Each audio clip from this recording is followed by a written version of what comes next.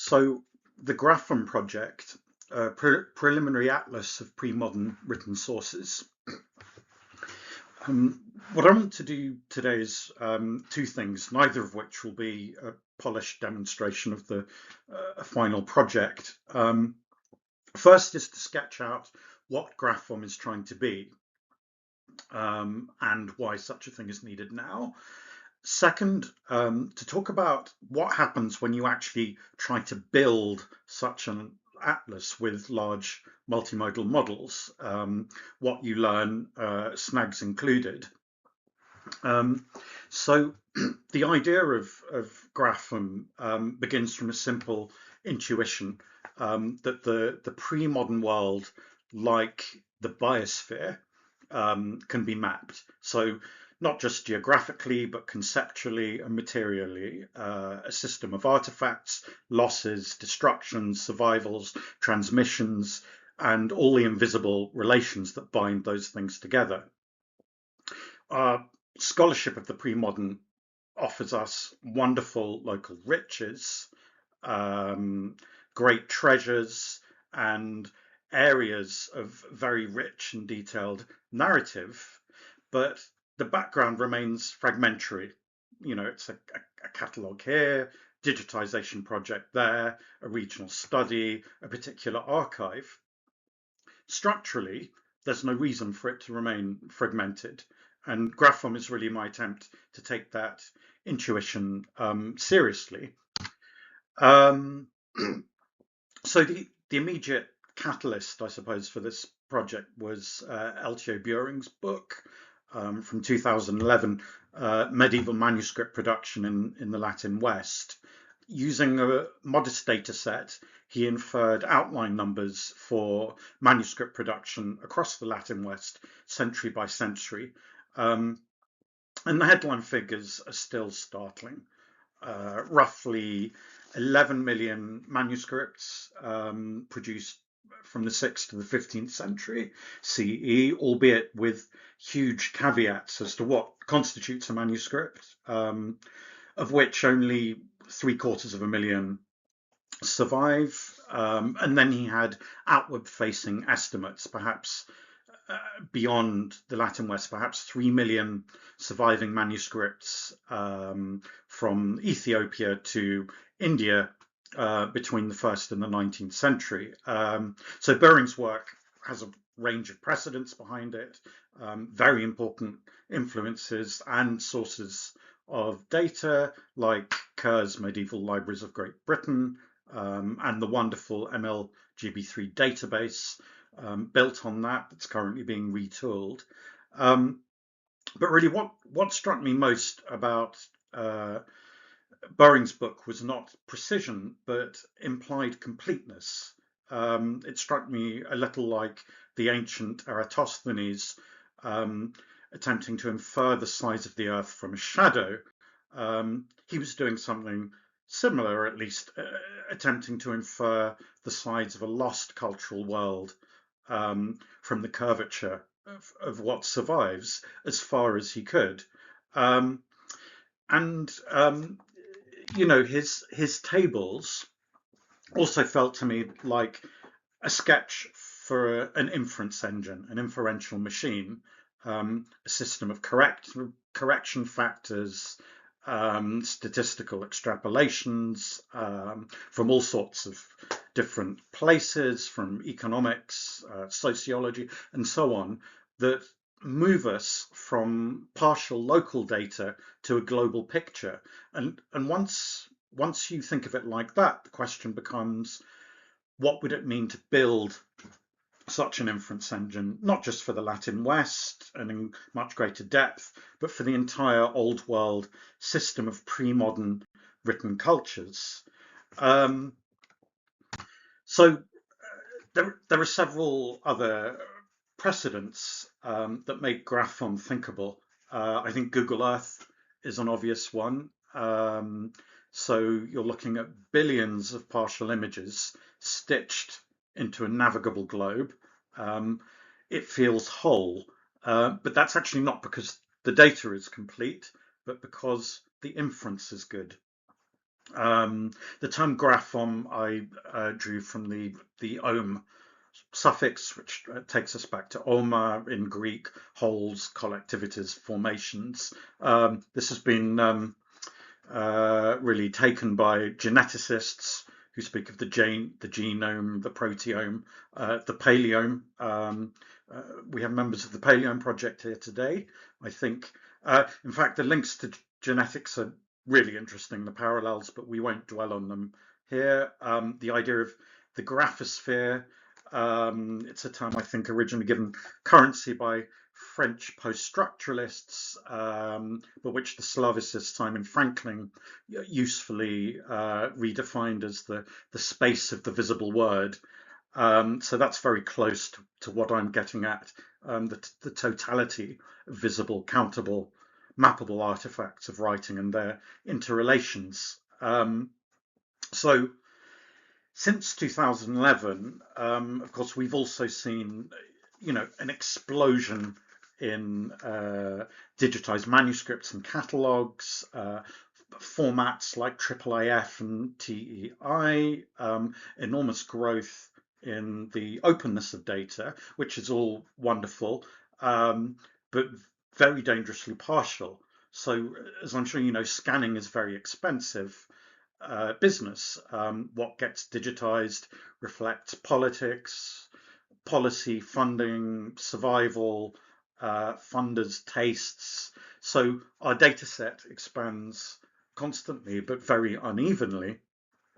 And of course, as digitization increasingly is access in a way that I don't think anyone is properly mindful of, as has become the case in the last 15 years, people implicitly treat what is online as representative of the whole when it's an absolutely tiny fraction. It isn't. So this is exactly why, in the first instance, we need a model, something that can contextualize what we have and infer what we don't. So, why now? Well, enter large language models, large multimodal models, which have really changed everything, as you know, in the last 18 months or so. They have made Graphom possible and more urgent than ever, which is really why I've begun the project this year. So the first thing about them is that LLMs have changed the mechanics of building digital humanities platforms. To even imagine doing something like Graphom a few years ago, you would have needed teams of developers, long timelines, tens of thousands of lines of code with all the debugging, serious institutional backing, funding, and so on. And LLMs really have collapsed that. Indeed, my contention um, uh, and really another research goal of this project is to see how far an individual can build the same project using the same instrument that they used to write their scholarship, namely their natural language and their command of certain native scholarly domains in the humanities. Um, so what I'm about to show you, I'll just say it's not one of these magic adverts you see floated where you say, make me a website and it does. We're certainly not there yet, especially for this kind of project, even if the interfaces are moving that way. So basically, what I do is I use ChatGPT in concert with a content management system that I've been using for about a decade called Drupal. So if you know WordPress, which I'm sure you do, will perhaps have used it. If you think of that as Lego, then Drupal is sort of Meccano. It's a content management system with a great ecosystem of contributed modules around it that you can put together to build up complex machines with sort of minimal programming glue. And I guess it reached its peak about 10 years ago.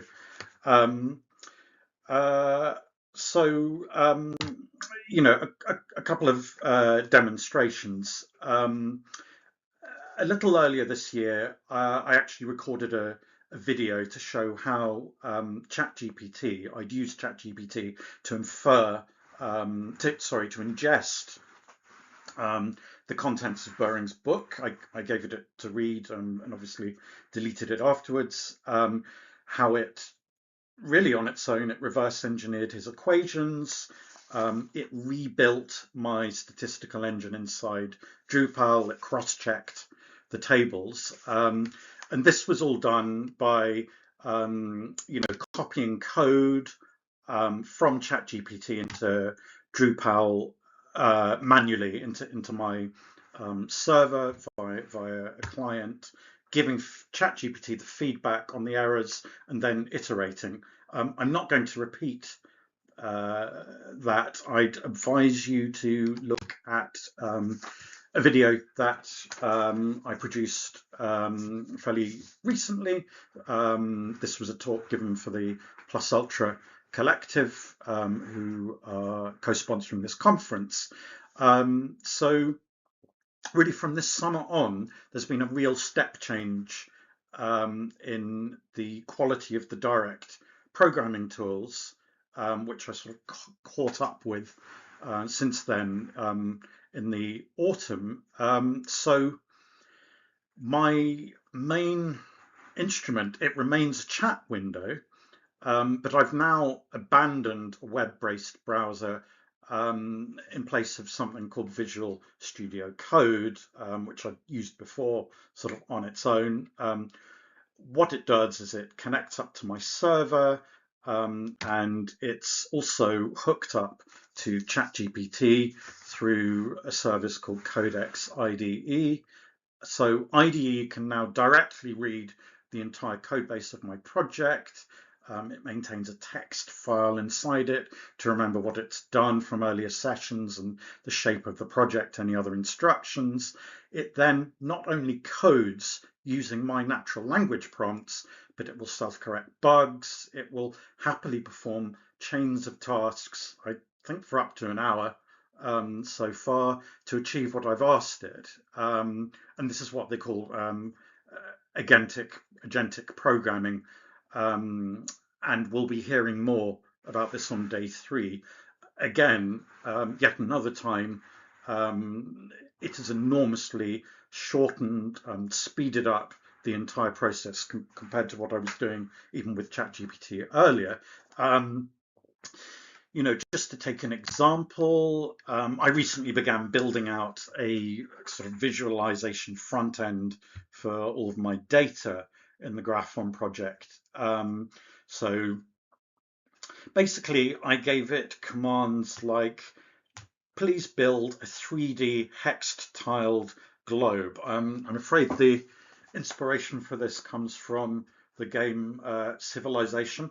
If you were ever cursed with playing that game when you were younger, I'm hoping that you don't have the time now to do it like me, and actually wishing that that globe was spherical, that the map was spherical and not on a flat plane.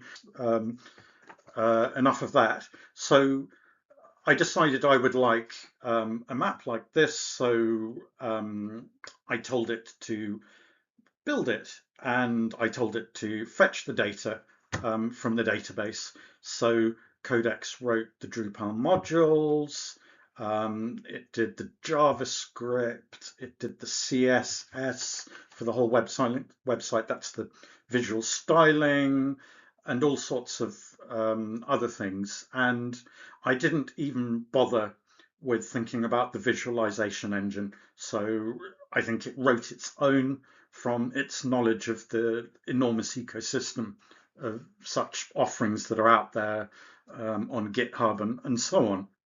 So in other words, my work becomes thinking, specifying, recognizing errors, correcting, refining. Implementation becomes the model's problem. Not that it always gets it right, of course, or at least perhaps I don't get it right. is the way to look at it. So in another instance, I wanted it to produce a Damers style cartogram. You will have seen these maps before. So basically, I wanted it to size the different regions, subregions of the Latin West according to the cumulative production in each region up to the end of the 15th century. And so here is my prompt. And then what came back was something more like a sort of primordial landmass. And in fact, I think on this one, it may have actually got the proportions right, but not what I wanted. In fact, it's really being thrown by the hex projection that I asked it to use, and we're going to have to do some more work on it. But in fact, when you ask it to do it on a vanilla globe, um, uh, it sort of has no problem at all. So this really brings me on to the second transformation. The reason that LLMs can program and build modules, generate viewers, is they are tremendous inference engines. The best metaphor I've ever thought of, or is to consider it as a book of books, a writing of writings. Its coding powers, its ability to talk back, its apparent planning, they all seem emergent properties of having absorbed vast textual worlds. So where that text is thick, as in open source code, they can operate at extraordinary resolution. Where the text is thin, they can reason from the thickness of adjacent domains. So this is why, on the one hand, they seem almost born for pre-modern studies. They've internalized Latin theology, philology, chancery traditions, scholasticism, vernacular literatures, canon law, so on and so forth. They know the regularities encoded in centuries of writing. And I've certainly been using them for this purpose already, for sort of basic mass categorization of terms, even though at the moment I'm still building out structure. I'm afraid there isn't time right now to discuss the agents, sort of, which behave rather like the programming agents we've just met, that can go away and gather and sift data on their own. So, that is their strength. And as I'll argue, it's also their danger, because LLMs train overwhelmingly on printed and born digital material. Printed material, by definition, and actually it's what determined the use of that definition for this conference, postdates the medieval written world, the pre-modern. They cannot yet read handwriting at scale from the medieval period. They know the pre-modern only through what's been edited, transcribed, digitized, or quoted, and all of that mediated through 21st century technologies and alien, or perhaps not alien, media like the moving image. So, the same inferential power that makes them promising also amplifies the distortions that were already there in the digital archive. And this has really brought home to me the importance of this, the immediate importance of Graphom now, its immediate job, which is to show where the inferential substrate is thick, where it is thin, where it is blind. A fundamental context map for curing the distortions themselves. So, just to conclude, I see a project like this at the moment supporting gelling with a range of future developments. One thing is a context map to support strategic future digitization rather than opportunistic digitization. You know, what will be most useful, and indeed, as it's seen to be useful, that will in turn spur digitization.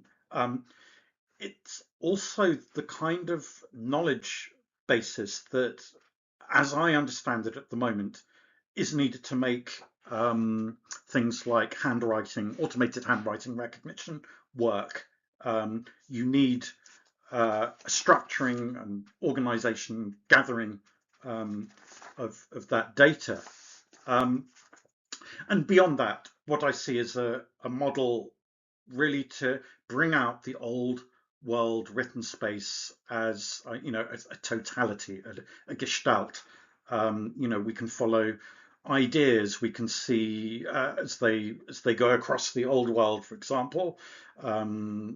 We can determine if they were transmitted or if there's polygenesis.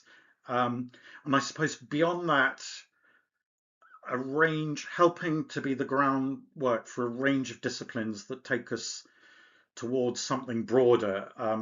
Uh, let's call it the inforome, a framework for exploring the space of everything that might have been. And beyond that, a plerome, if you like, the fullness, the full experience of that world. So giant new achievements for our cultural heritage once it's liberated from its written and digital silos. One final point, all of the machinery I've just outlined, Drupal modules, viewers, parts of Codex itself, is clearly transitional. It will just melt away. As Elon Musk commented quite recently, he predicted that sort of within 5 years, language models or their successors, when you use them, they will just write all the software sort of on the fly that they present the data, their outputs to you with. So you'll really just have a terminal, and whatever else he says all day. I think that prediction captures the direction of travel. So these tools will change. They'll become increasingly invisible, but I'm sure that what will remain is the importance, the centrality of your command of language and your intellectual command of your project. This is the art that not only will not become obsolete, it will outlive every one of these tools. If you can articulate clearly, structurally, imaginatively what you want, the machinery will organize itself around that articulation. And this is the future that I would like to see created. Thank you.